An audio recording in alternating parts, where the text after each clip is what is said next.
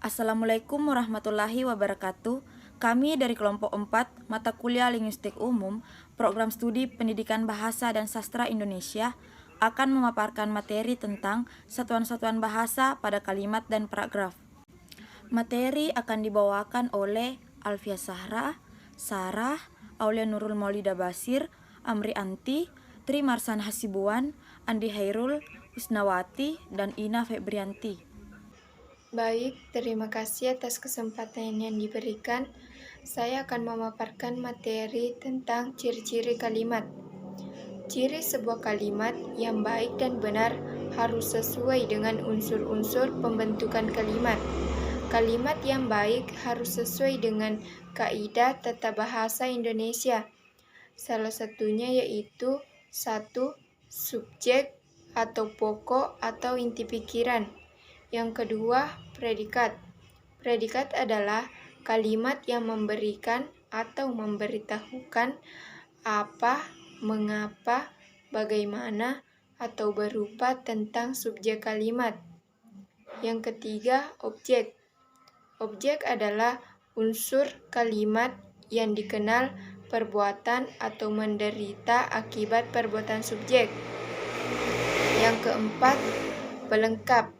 Pelengkap adalah unsur kalimat yang melengkapi predikat dan tidak dikenai perbuatan subjek. Yang kelima, keterangan. Keterangan merupakan unsur kalimat yang memberikan informasi lebih lanjut tentang suatu yang dinyatakan dalam kalimat. Misalnya, memberi informasi tentang tempat, waktu, cara, sebab, dan tujuan. Keterangan ini dapat berupa kata, frasa, atau anak kalimat. Sekian. Jenis-jenis kalimat. Jenis-jenis kalimat terbagi atas 6, yaitu yang pertama, kalimat sederhana dan kalimat kompleks. Yang kedua, kalimat minor dan kalimat mayor. Yang ketiga, kalimat aktif dan kalimat pasif. Yang keempat, kalimat langsung dan kalimat tidak langsung. Yang kelima, kalimat tunggal dan kalimat majemuk. Yang keenam, yaitu kalimat efektif. Sekian dan terima kasih. Hal-hal yang perlu diperhatikan dalam membentuk kalimat efektif.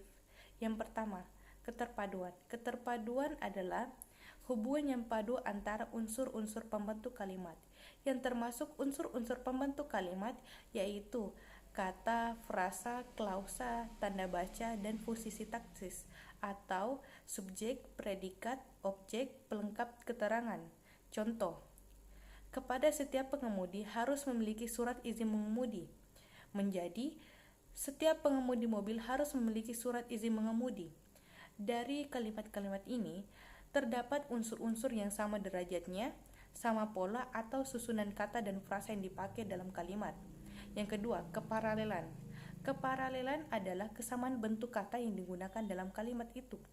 Contoh pertama, kegiatan di perpustakaan meliputi pembelian buku, membuat katalog, dan buku-buku diberi label.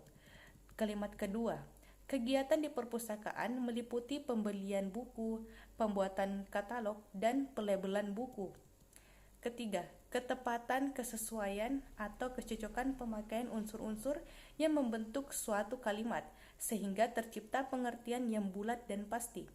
Contoh pertama, karyawan teladan itu memang tekun bekerja dari pagi sehingga petang. Kalimat kedua, karyawan teladan itu memang tekun bekerja dari pagi sampai petang. Selanjutnya bagian D, kehematan atau pleonasma, adanya usaha untuk menghindari pemakaian kata yang tidak perlu. E, kelogisan, terdapatnya makna kalimat yang logis. F, kontaminasi, menghindari penggunaan bahasa Indonesia asing atau bahasa daerah dalam Indonesia baku. Sekian. Baik, saya akan membacakan mengenai ciri-ciri paragraf. Yang pertama, kalimat pertama bertekuk ke dalam 5 ketukan spasi untuk jenis karangan biasa. 2. Paragraf menggunakan pikiran utama atau yang dikenal dengan gagasan utama yang dinyatakan dalam kalimat topik. 3. Setiap paragraf menggunakan sebuah kalimat topik dan selebihnya merupakan kalimat pengembang yang berfungsi menjelaskan, menguraikan, atau menerangkan pikiran utama yang ada dalam kalimat topik. 4. Paragraf menggunakan pikiran penjelas atau yang dikenal dengan gagasan penjelas yang dinyatakan dalam kalimat penjelas. Sekian. Jenis-jenis paragraf. Yang pertama, deduktif. Struktur paragraf yang dimulai oleh kalimat inti, kemudian diikuti uralan, penjelasan, argumentasi, sebagainya. Induktif, yaitu struktur paragraf induktif adalah kebaikan dari pola yang bersifat deduktif. Deduktif dan induktif, yaitu pola paragraf yang merupakan gabungan dari kedua pola di atas. Deskriptif atau naratif.